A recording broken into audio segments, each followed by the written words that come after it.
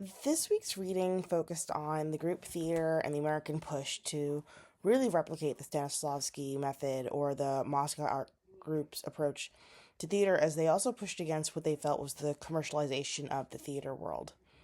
The group theater, it emerged in the 1930s, which is also at the same time as America is really reeling from the Great Depression, and when FDR's Congress has passed the Federal Theater Project, which provided around $7 million to keep theater professionals afloat and really keep theater also going, and functioning.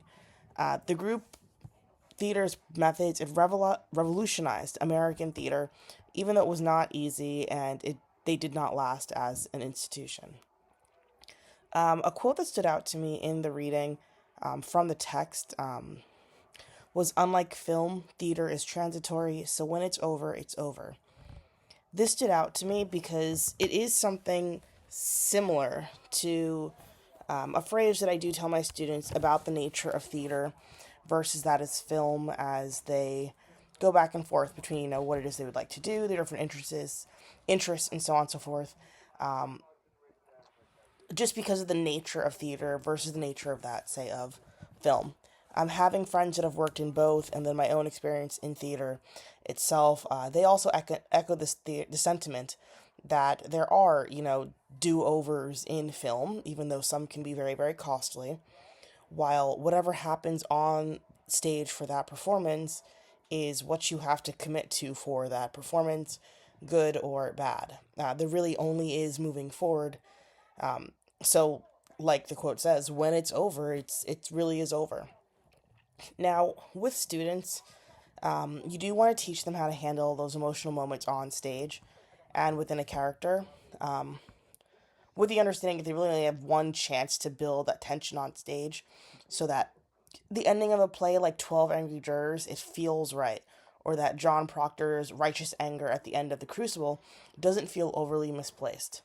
How the group theater went about that, with pulling those emotional moments from real life and then tapping into it from performances, personally to me feels rather exhausting. And I am surprised so many were able to do it for as long as they could. The idea of using personal grief or recalling an emotional moment on stage while portraying someone else is not something that I would suggest to students, at least not high school students, as there also would need to be a much greater time to really focus on that follow up or those ways to address it, because that is also asking high school students, asking developing kids to be in a very, very vulnerable place. And it's not something you can really leave them in.